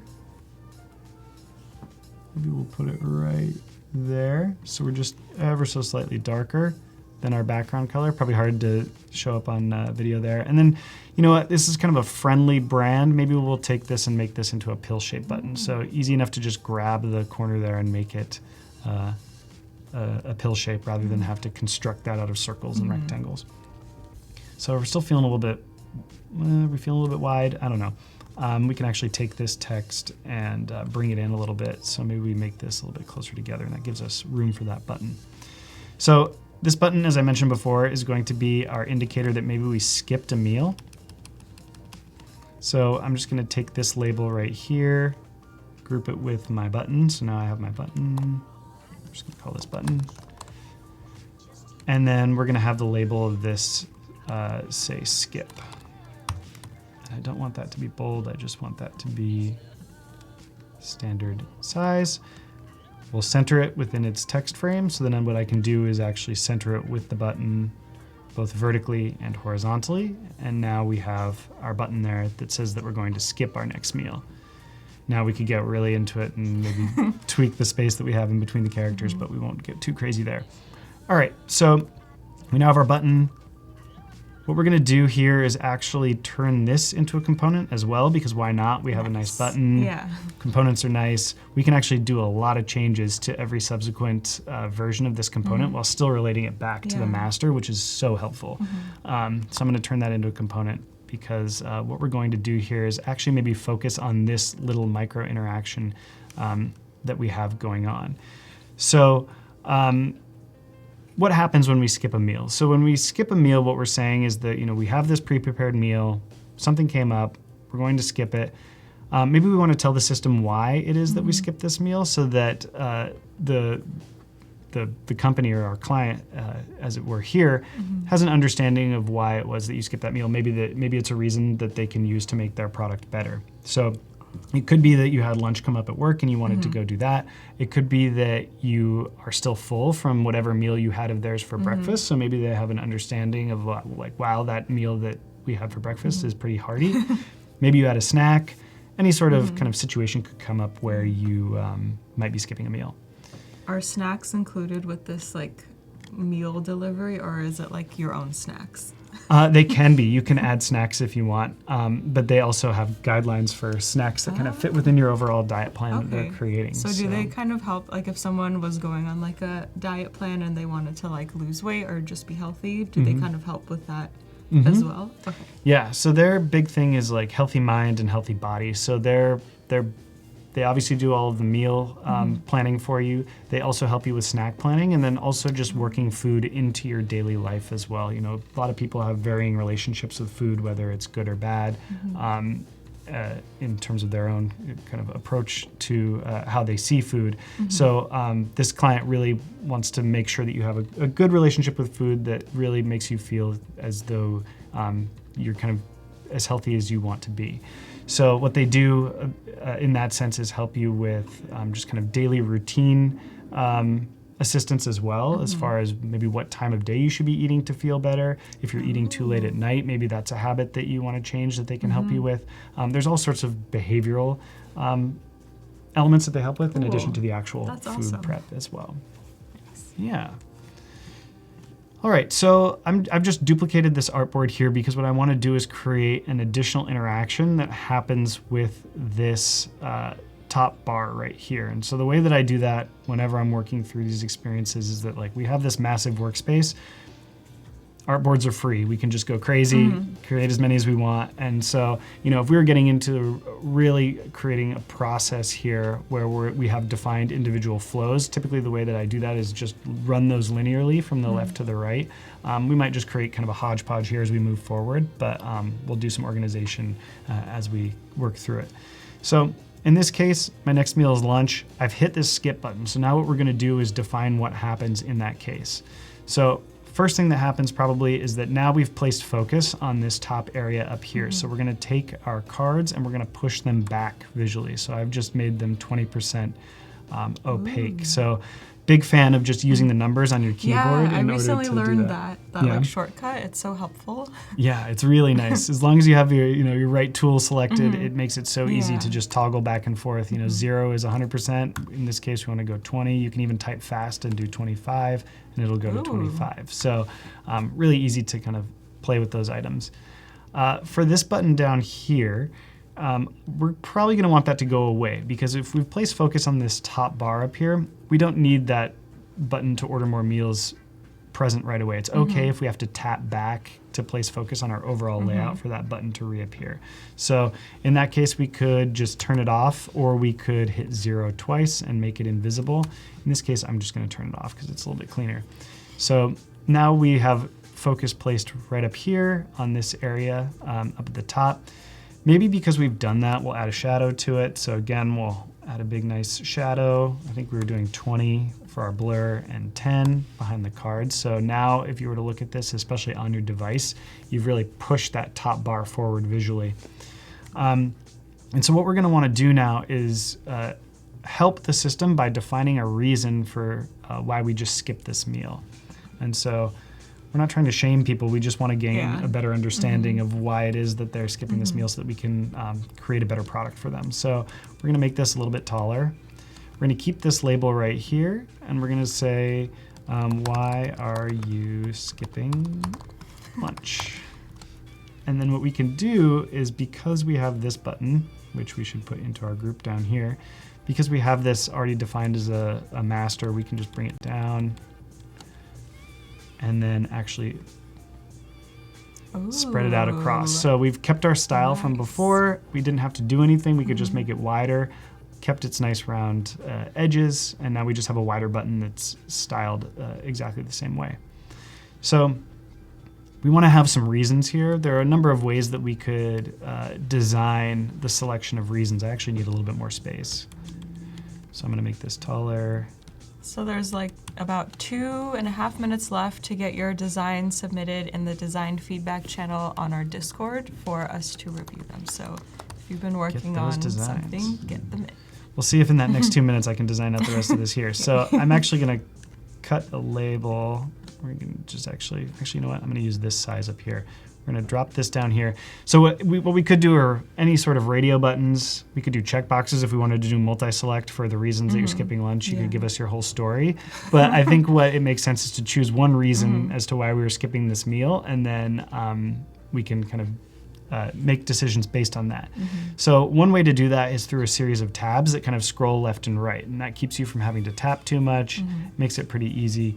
So maybe one of our options here is eating out. Maybe we want to have another option that is still full. What if they like tried it and then they didn't like how it tasted? Would that be like I didn't like it. Yeah. So what we could do is continue on with all of these numbers. Maybe I snacked. Maybe I snacked. Any number of reasons that we have. So I'm actually going to make these all just back to our book weight. And then I want the kind of one in the middle that is our main selection to be the one that's selected. So we'll just kind of center this. Imagine maybe we have more options over on the left, but what we could do is keep that one that's selected in the center at our full dark color, and then we could make all of these kind of a secondary color. So do that.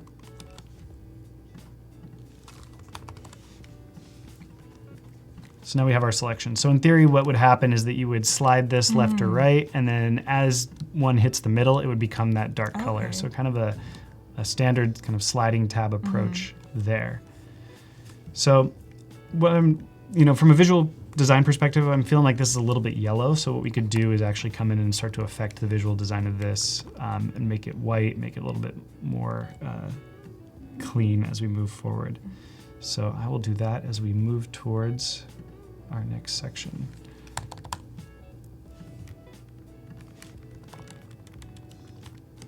Just kind of cleaning up the layout that we have here. Put that tab there. All right. And maybe we need a little bit more room for our user to interact with this panel, so we'll drop this down a little bit more.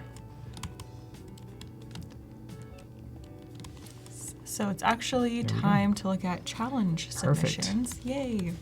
So I'm going to head over to Discord, and we're going to be focusing on the XD Daily Creative Challenge submissions. So if you've posted some designs that are from your personal projects, we can go to those at the end if we still have time, but we really want to focus on the XD Daily Creative Challenges and give you some feedback. So I'm just going to scroll up and see. So I remember this one, so we can take a look at this one first. And so this one is from Alexander. I like the colors in the background here. They look nice. Yeah, that's a bold choice of a background color. And it's working really well actually with the artwork. A lot of people often choose either black, usually black, because you're kind of really trying to make the artwork stand out. But I really appreciate the particular color choice here chosen as that background. Yeah, it looks cool. And so the theme for the XD Daily Creative Challenges is to do like a movie app where you can look at movies, watch them, kind of similar to like Netflix or Hulu or the other streaming apps. So we can watch there's a prototype. The video. Right. Let me make it full screen. Okay.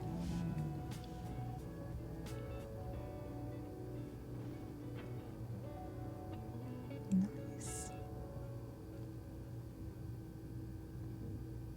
Some cool drag animations.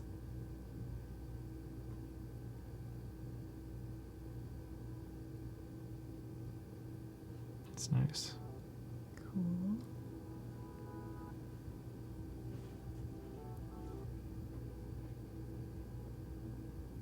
Cool. I like how you added the photos. I don't really see that very often in like movie apps, but maybe, let me go back really fast.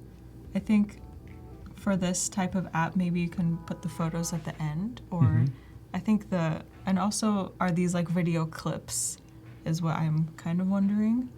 So maybe you can like kind of say, because up here there was a play button.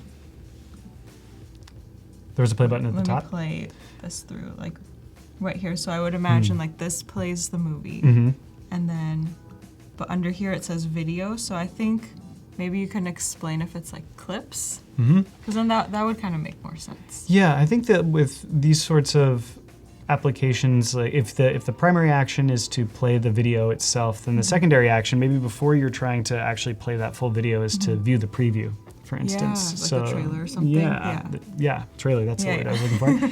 And so maybe, putting that up under, you wouldn't want those two play buttons to interact with each other and confuse the user, but that might be something that from a sort of mental standpoint that user is looking for before they actually dive into the full video.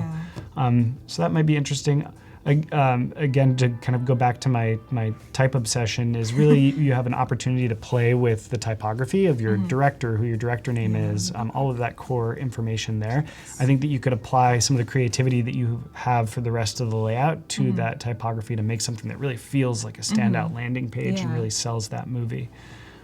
But I really like the interaction model for all of those elements. Yeah, it's really nice. Yeah, I agree. I think, you can make this a little bit bigger, like the director, writers, and then like you mentioned, put a little more emphasis. And maybe this is the trailer, or maybe you can say like play movie or watch trailer, because I wouldn't know what would happen if I pushed this. I would be surprised. Right, yeah. So maybe just add something there, and then, and then also one thing at the beginning I noticed, when this animation happens, I would move this a little higher because I was waiting for it to move up and I thought there was like a lag. But I would just like to see the name of it. Right. It is an interesting design choice to have it behind, kind of overlapping behind that card. But then I would kind of take that, if that was the idea to have it overlapping, I would take that and see how it expresses itself elsewhere in the layout as well. Yeah. But I like the interaction here with the sign in button that me goes too. full It looks screen. really cool. Yeah. Yeah. So I think that would, and probably this is the way that it was intended to work, is that that button would go full screen and then you'd resolve you to the next screen so you don't have to hit it twice. But that is interesting. Yeah. Something that I always struggle with movie apps is if you need to show the title of the film or not, whether the artwork is enough to really communicate it. Like I know what these films are that I'm looking at, so for me here, this is totally fine. It just becomes a question of whether that's necessary. And that's really tough on mobile layouts, especially because you're so There's not starved enough for room. space. Yeah. I wonder, I'm trying to think of if Netflix, I feel like they do have the name underneath, but I don't remember. I don't remember either. I can look it up. Yeah. But yeah, that's true because there's not much space here. And then some movies have very like random posters and I don't know, like if I'm not familiar with the movie, I wouldn't know what it's called. But maybe if you like tap on it, like when you go to the screen. They don't, but there's also some movie, depending on the app, if they have, or the company, if they have like the ability to affect their artwork, they'll make sure that the title is big and legible within that artwork. And that's not always true for all movie posters. So that is something to keep in mind for sure. Cool. But yeah, this looks awesome. Great job so far. And thank you for sharing that on Discord. Let me go back. Let's see if we have any challenges. Made tutorial, okay. I don't know if this is for the challenge. Maybe it's maybe like, it is. like skipping ahead or skipping back. I So kind like a of- tutorial of like when you're first. Oh, I see, for how you engage with the player. Yeah.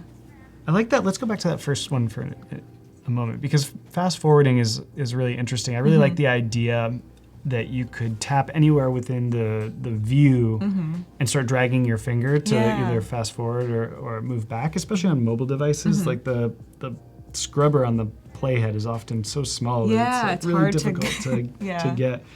I'll often get distracted too while watching a film and want to back up to where I was, and that's, even on a desktop-sized machine, that's really difficult. Yeah, I love having the go back by 10 seconds. It's really simple. I feel like, I know Netflix has it, and I think Hulu might have it. I don't know, but there's one where it doesn't have like move forward 10 seconds. I wish that they would have both. Yeah. But yeah, like going back 10 seconds because I'll like space out and then I'll miss something and I'm like, oh my God, what happened? So I have to go back. And I think that's a really important thing. And I like that you included that here. So we can double tap to rewind and double tap to jump forward on the different parts of the screen. So I think that's kind of cool. That's like on YouTube when you're watching, you can double tap to like fast forward. I think it's 10 seconds. Yeah.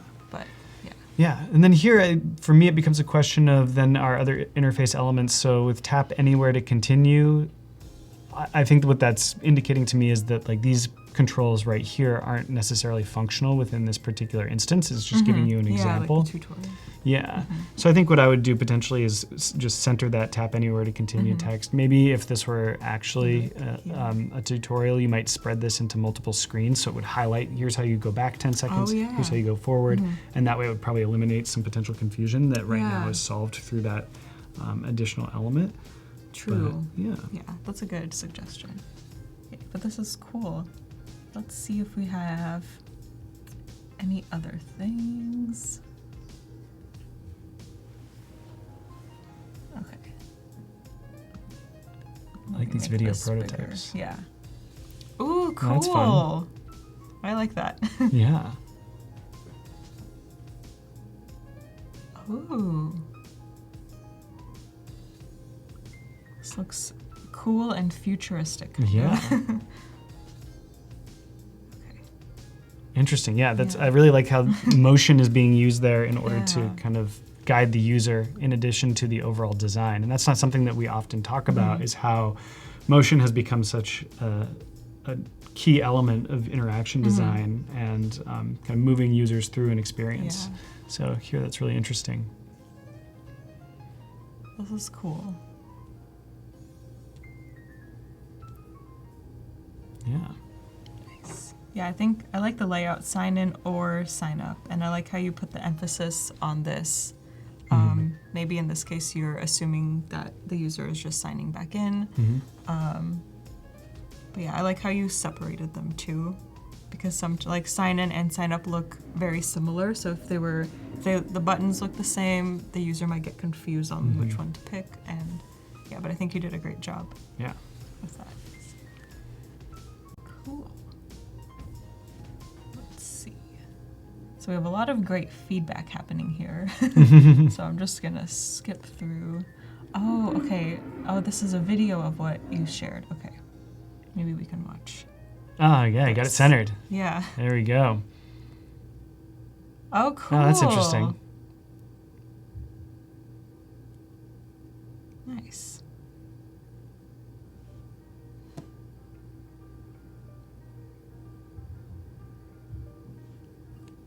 Cool. Nice.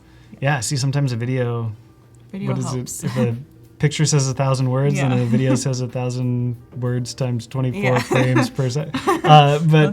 Yeah, I think that was really helpful and kind of a really nice way to look at it. And that's kind of a struggle that we often have with user experience design, is trying to explain to our clients who might not be as well versed in what it is that we're showing them at any given point to explore different ways to communicate ideas. And you know, it doesn't always have to be video because it's quite time consuming, Yeah. but often, you know, for particular interactions, it really helps a lot to be able to make some sort of prototype so that they have an understanding of where your mind was when you were working. Yeah, true. So Destiny is asking, do we not use Slack anymore? There's still people in we have an XD Slack channel, but we are moving to Discord. And there's still people in Slack, so if you have questions, you can ask there, but we are more active in Discord. So as you can see, there's a lot of people giving feedback and posting their designs. So we encourage you to move to Discord. But so let's look at this one. I'm gonna go to the home page. Cool. I really like this purple color. Yeah. It looks nice. And sign up.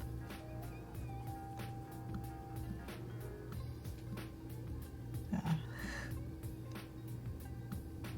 Cool. Nice drag feature. Yeah. I love this movie. A Star is Born. Some good music came out of that movie. Yeah. The Yeah. soundtrack is great. Yeah. Okay, let's see. Yeah, I like the layered approach to the overall. That gets into what we've discussed a little bit here, which is thinking and considering the overall framework of the product in addition to just the design of the individual screens. It's not something that, you know, necessarily always needs to be looked at right from the very beginning. Maybe really, if we're going to focus on the core interaction, which is this screen, we would start with that and then build it out to the framework. But I appreciate how that's kind of been explored at this point, where it's the experience is a layer on top of that authentication feature. So that's really nice. This is a nice approach to that kind of detailed view. Here I would just look at scale of our elements. That's often something with mobile devices, and that's kind of the beauty of XD, is that it makes it so easy to plug your phone in and start to look at your interfaces on your actual device, that you might say, wow, that play button is really small. We need to make it a little bit bigger so that it's more clear to users that they can click on it. Same with that description text, you might bump that up. I always find that elements on mobile devices need to be much larger than we think that they do, especially as we're designing them on screen. So that's something to look at. But it is nice to have that artwork just front and center. And that often does take up a lot of that real estate. Yeah, I would agree. Make the play button a little bit bigger. It might be hard to tap on it if it's too small. And then maybe this like heart button. I don't know if maybe on like the first time you could say like add to favorites, but I feel like if it's a heart with a plus, I don't know if maybe the users, if they are used to this app, you might not need to have this. But I think it is helpful if they're not familiar with the icon. So Right. And those are areas too where I often explore, like, can we solve that with a gesture? You know, maybe it's a learned behavior, so we'd have to indicate like, okay, you need to do a long press or swipe left or right in order to add this to your favorites. But that's a nice way to pull elements off of our screen if we can solve it with a gesture. But again, you have to then design the interaction to teach them that gesture, so it's something to consider. Yeah. Very true. Let's see what other screens. Oh, this is the menu. That's a really clean menu. Yeah. Looks good. Looks good. Nice use of icons. Yes. Yeah, it looks super clean. Premium member. Awesome. Ooh. Okay, cool. I Making like use of the background blur, yeah. Looks nice. Yeah. Let's see what other screens. Oh. Cool. Yeah. Yeah, this looks awesome. Looks great. Great job. Thank you for submitting. I think we're out of time for challenges, but if you are still working on your XD daily creative challenges, feel free to submit them in this channel. I'll be in Discord later on today and I'll give you feedback, as well as we have Chris, Peter, or Tim giving feedback throughout the day. So if you didn't get your challenge, if we didn't give you feedback right now, don't worry, we can still give you feedback later on. And Peter does like video, he'll make a video giving you feedback, and that's super helpful. Oh, that's nice. Yeah. So definitely submit that in here. And thank you again to everyone for sharing your designs. And we can switch back over to you and kind of, you can continue working. We have about like 10 minutes left, a little less than 10 minutes. All right. Like 9 minutes. So yeah, I can. Let's see what we can get accomplished in that time. If my computer will wake up here. All right. So if we look at what we have, these are some kind of final adjustments that I was making before we went into that last section where we were selecting why it is that we were going to skip lunch. So I think let's just finish out this flow, and then in our next session tomorrow, I'll come in with kind of some additional screens and we can talk through the design decisions that were made there, and how we kind of used the tools within XD to accomplish those tasks. So in this case, because we've chosen a reason that we are skipping our lunch, we could end the flow there and say, you know what, okay, now we've learned some information on the back end. This person wanted to eat out, that's totally fine.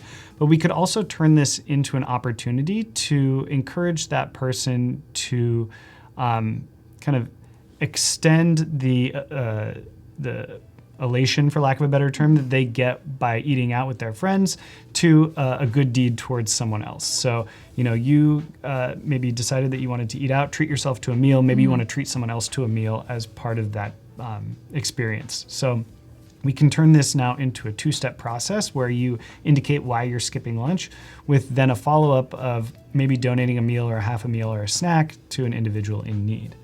So we have our first process here. So if we just kind of walk back through this flow, we have our skip button, we hit skip, we extended this view down, we chose our reason that we're going to skip, and now we're going to have kind of a secondary kind of piece of that flow where we indicate some sort of response to that. So I'm just going to retype our text here. We'll make sure we're aligned left, and we're going to be regular sentence case. And let's see with our copy, maybe we say would you like to share the enjoyment of your meal out with someone in need? So we have some sort of kind of follow-up text there. What we can do is then align that left so it's a little bit easier to read. We could obviously tweak this copy as we move forward, but basically what we're saying is, would you like to donate as part of that process? And so, writing is a whole nother aspect that we could tackle, but as part of that, what we'll do now is turn this button into a donate button here. And so what we could do is actually start by setting a default amount that you would donate, whether that's a half meal or a full meal or whatever it is, and maybe even allow you to adjust it. That might be interesting. So what we can do is I'm going to come in here and remember we're still in our master component, but I'm going to adjust that master component so that we have kind of a particular design for this individual element, because I'm actually going to layer a few things on top. So we're going to say donate, and we'll say 1/2 meal. I was gonna ask if on the button you would still say like half meal, or would you put like a dollar amount? I think we could do either one. Let's play with that.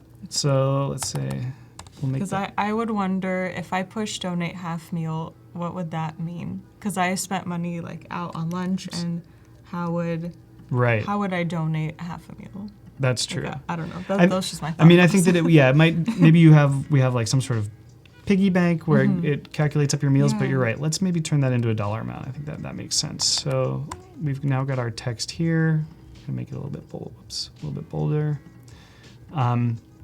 But what I want to do is create another portion of this button right here that is going to actually be our indicator of how much it is that we're donating, and then maybe you could grab this and drag on it in order to increase that amount. That would be fun. So maybe we'll donate. How much should we donate as part of our? Should be $5. Donate $5.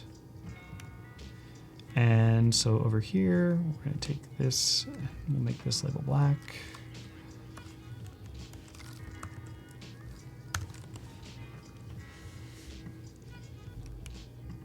And we're going to say 5.00.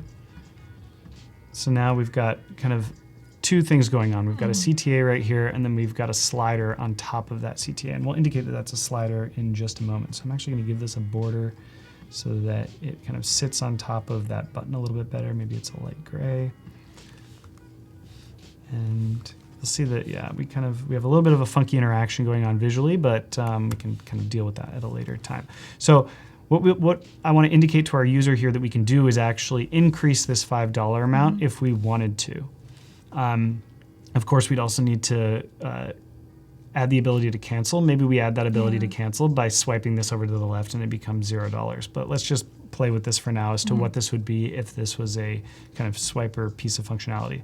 So I'm going to come over top of this individual element, and I am going to create another little circle here that is kind of an indicator that what we can do is actually grab onto this and drag it. So maybe we do that by having a little dot here that indicates that that is something that we can grab onto and slide it over. Maybe it might make more sense actually to do kind of 3 lines next to each other. That's kind of often used when we have an element that is meant to be dragged.